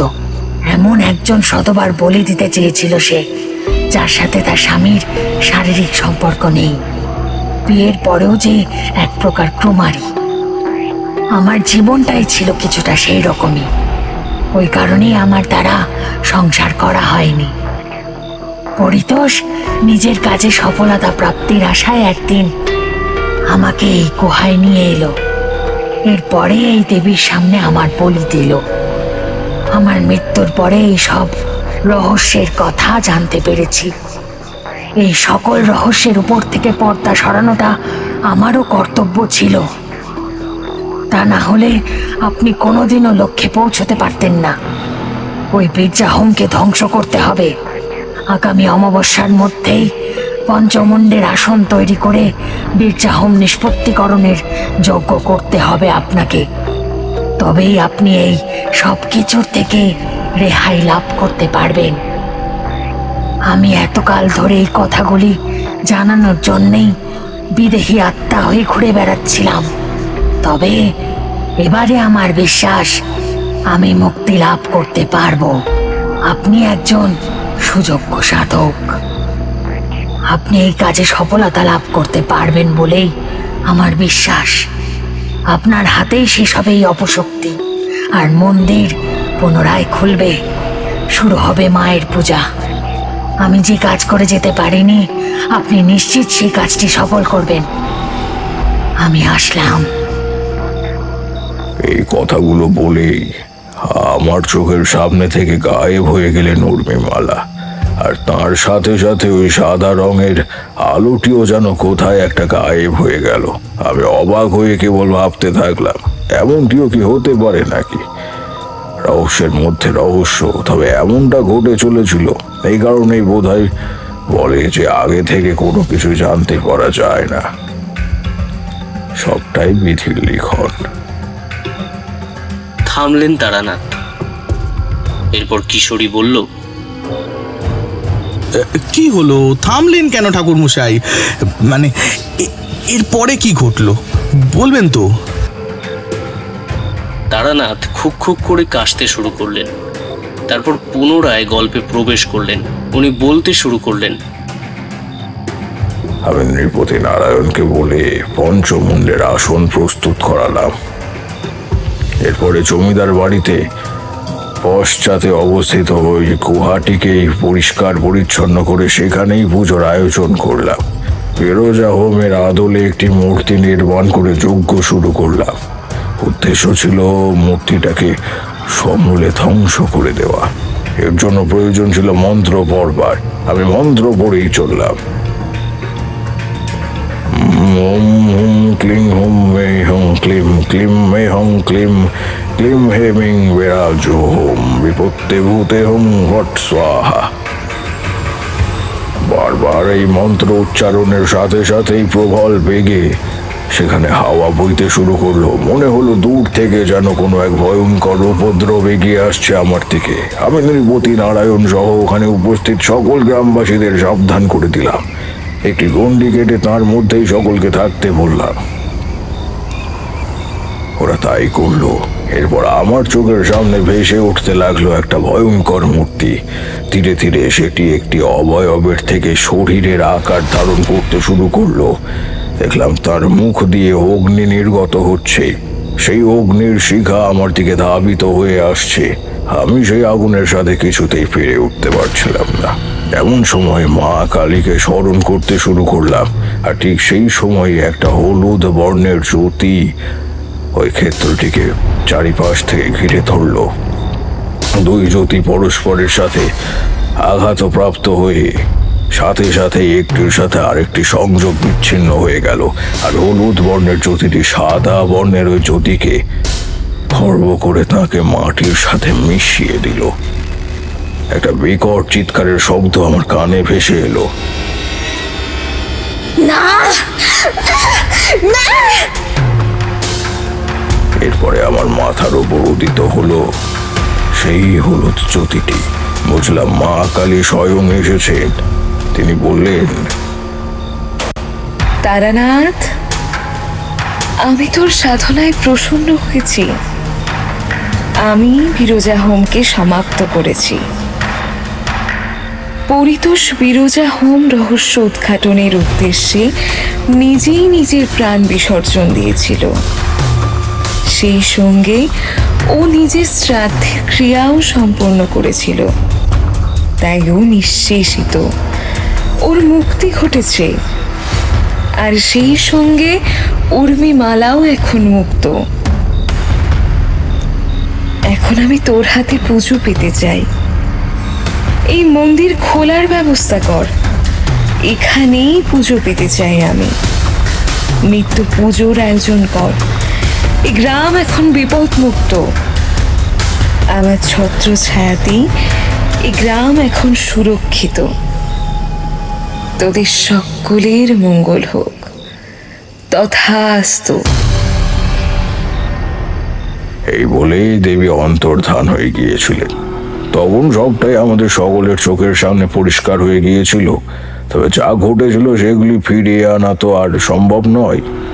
উর্মিমালার মৃত্যু আমাকে ভিতরে ভিতরে অনেকটাই দগ্ধ করেছিল। কিন্তু নিয়তির ফেরের সাথে কি আর লড়াই করে বাঁচা যায়? তাই চুপচাপ সহ্য করে নিতে হয়েছিল। নৃপতি নারায়ণের তত্ত্বাবধানে ওই মন্দিরের দরজা খোলানোর বন্দোবস্ত করেছিলাম।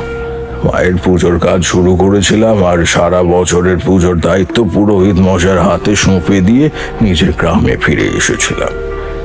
পুরোহিত মশাইকে বাকি কাজে আমি আর সেভাবে বিব্রত করিনি, কারণ নিজের বুদ্ধি আর বিবেচনার জোরেই অনেক কিছু খুঁজে বের করে ফেলতে পেরেছিলাম বইকি। এই ছিল আজকের কাহিনী। তা কেমন লাগলো তোমাদের এই কাহিনী? কিশোরী ও আমি হতবাক হয়ে তারানাথের মুখের দিকে তাকিয়ে রইলাম। কিশোরী তাকে পাল্টা প্রশ্ন করতে যাচ্ছিল ঠিকই, কিন্তু তারানাথকে বিমর্ষ অবস্থায় দেখে সে আর কিছুই জিজ্ঞাসা করতে পারল না। সেদিনের মতো আমি ও কিশোরী দুজনেই তারানাথের বাড়ি থেকে বেরিয়ে নিজেদের বাড়ির উদ্দেশ্যে রওনা দিলাম। ফিরতে ফিরতে আমাদের দুজনেরই অনেক রাত হয়ে গিয়েছিল।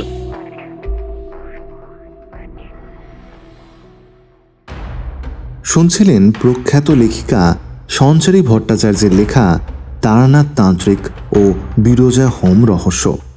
আজকের গল্পে তারানাথ তান্ত্রিকের চরিত্রে ছিলেন প্রীতম, গল্প পাঠ ও অশ্বিনীর চরিত্রে ছিলেন রুদ্রনীল, পরিতোষ দিব্যেন্দু, উর্মিমালা তৃষা, নৃপতি নারায়ণ পার্থপ্রতিম, বিরজা পম্পা, সাকরেত ও পেয়াদার চরিত্রে স্বরূপ, পুরোহিত মশাই অভিরূপ, চারি রূপশ্রী, কিশোরী শুভম, বৃদ্ধার চরিত্রে প্রান্তিকা, জমিদার দর্পনারায়ণ দেবজিৎ, মা কালীর ভূমিকায় নেহা, প্রচ্ছদ নির্মাণ আকাশ, শব্দগ্রহণ ও ধ্বনি পরিকল্পনায় সায়ক চট্টোপাধ্যায়, সমগ্র পরিচালনায় টিম ফ্রাইডে সাসপেন্স নাইট। আমাদের কাজ যদি কোথাও আপনাদের ভালো লেগে থাকে তাহলে চ্যানেলটিকে সাবস্ক্রাইব এবং গল্পটিকে লাইক করবেন, আর নিজের পরিচিত বন্ধু বান্ধবদের মধ্যে অবশ্যই শেয়ার করবেন। আমরা ফেসবুক আর ইনস্টাগ্রামেও রয়েছি, আমাদের সেখানেও ফলো করতে পারেন। আপনার গুরুত্বপূর্ণ মতামত আমাদের কমেন্ট বক্সে লিখে জানাবেন। আগামী পর্বে আরও একটি নতুন গল্প নিয়ে হাজির হবে ফ্রাইডে সাসপেন্স নাইট। ততক্ষণে ভয় থাকবেন, ভয় রাখবেন। শুভরাত্রি।